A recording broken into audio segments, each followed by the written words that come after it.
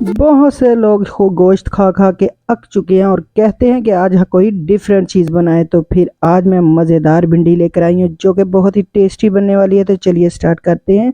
अस्सलाम वालेकुम मेरी प्यारी बहनें, कैसी हैं आप सब? उम्मीद करती हूँ आप सब ठीक होंगी। मैं भी ठीक हूँ आपकी दुआओं के साथ। तो भिंडी बहुत सी अच्छी सी मज़े की और प्यारी सी हमने ले ली है और उसको वॉश करके हमने छोटे छोटे पीसीज में काट लिया है। साथ ही हमने 1 से 1.5 कप के करीब इसमें घी शामिल किया है। इसको गर्म किया और उसके अंदर जो भिंडी काटी थी हमने वो हमने इसके अंदर शामिल कर देनी है। आपको पता है कि भिंडी तो बहुत ही लजीज और शानदार बनती है।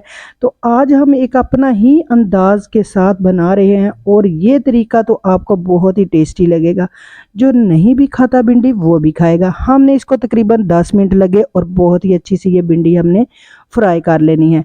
फ्राई करते आपने ये ज़रूर नोटिस करना है कि ये चारों तरफ से सारी की सारी मुकम्मल ये फ्राई हो जाए और हमने इसको एक प्लेट में निकाल लेना है। उसके साथ ही हमने इसको साइड पे रखना है हमने भिंडी फ्राई करने के लिए। और उसके साथ ही हम आपको आगे के प्रोसीजर बताएंगे, जिसमें हमने 1 से 1.5 कप दही लिया है। इसके अंदर हमने एक बार के मिर्च जो है चिली फ्लेक्स शामिल की है, एक नमक चम्मच शामिल किया है, हाफ टी स्पून हमने इसके अंदर धनिया पाउडर का शामिल किया, हाफ टी स्पून हमने गरम मसाला और हाफ चम्मच हमने सुरख मिर्च शामिल की है। मसाले आप अपनी मर्ज़ी के हिसाब से इसके अंदर डाल सकते हैं क्योंकि ये बहुत ही मज़ेदार भिंडी होने वाली है जो कि हम एक नए तरीके से बना रहे हैं। आपने ये ज़रूर ट्राई करनी है और मुझे ज़रूर फीडबैक देनी है कि आपकी भिंडी कैसी और मज़ेदार बनी है। तो ये हमारा मसाला जो हमने बनाकर रेडी करके साइड पे रख लिया। अब हमारी भिंडी भी लगभग जो है फ्राई बिल्कुल हो चुकी है। हमने अब इसको एक प्लेट में निकाल लेना है। आपने मज़ीद देख लेना है कि अगर आपको लग रही है कि भिंडी आपकी कच्ची है तो आपने मज़ीद इसको फ्राई कर लेना है। फ्राई करने के बाद आपने इसको एक प्लेट में बाहर निकाल लेना है साइड पे। और जो घी बचता है हमने उसके अंदर 1 चम्मच ज़ीरे का शामिल करना है क्योंकि ये हमने हल्का सा इसको 1 मिनट के लिए, हाफ से 30 सेकंड के लिए हमने इसको फ्राई करना है। और साथ ही हमने इसके अंदर प्याज शामिल कर देने हैं। प्याज हमने 4 से 5 जो है हमने काट के रखे हुए थे।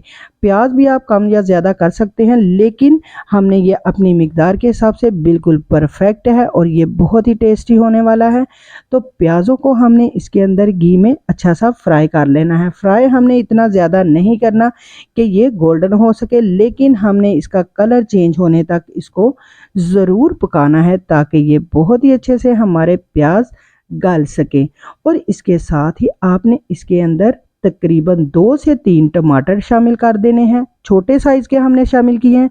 और इसके साथ ही हमने हरी मिर्च भी इसके अंदर शामिल करनी है, वो आप कम या ज़्यादा कर सकते हैं। हम 3 से 4 तकरीबन काट के इसके अंदर डाल दी हैं।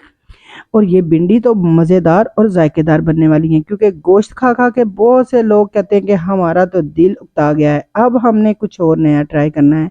क्योंकि हल्दी हमने उसके अंदर शामिल नहीं की थी, इसलिए हमने इसके अंदर 1 चम्मच भर कर जो है हल्दी का शामिल कर दिया है।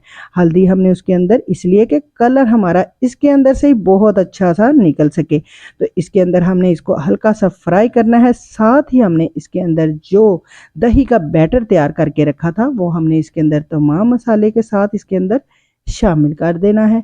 अच्छा से इसकी भुनाई करेंगे क्योंकि ये देखें इतनी मज़ेदार अभी से ये इसका मसाला इतना टेस्टी है कि आप गोश्त को भी भूल जाएंगे और कहेंगे कि हमें तो भिंडी ही खिलाएं और ऐसे ही खिलाएं। तो आपने ज़रूर मेरे चैनल को लाइक और सब्सक्राइब करना है क्योंकि काफ़ी दिनों के बाद मैं अपनी वीडियो अपलोड कर रही हूँ। तो आपने मेरा साथ ज़रूर देना है ताकि मैं नेक्स्ट भी आपके साथ इसी तरह रहूँ और आपको नई नई रेसिपीज़ जो है बताती रहूँ। तो इसके साथ ही हमने भिंडी इसके अंदर शामिल कर दी है।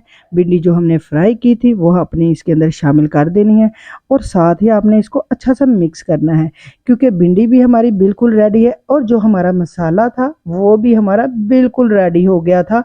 ताकि हमने इसके अंदर जब भिंडी डालनी है तो तकरीबन 1 से 2 मिनट के लिए हमने सिर्फ इसको इसके अंदर बुनाई करनी है।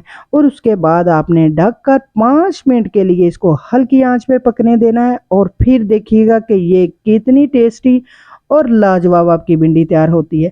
तो इसके साथ ही लास्ट में आपने इसके अंदर हरा धनिया शामिल करना है और टेस्टी और मज़ेदार भिंडी बनकर रेडी हो गई है। अगर आपको मेरी ये भिंडी अच्छी लगी है तो चैनल को लाइक और सब्सक्राइब करना मत भूलिएगा, ये आपकी तरफ से प्यार और मोहब्बत होती है। तो इसी के साथ अब दे मुझको इजाज़त, फिर मिलूंगी नई रेसिपी के साथ, तब तक के लिए अल्लाह हाफिज़।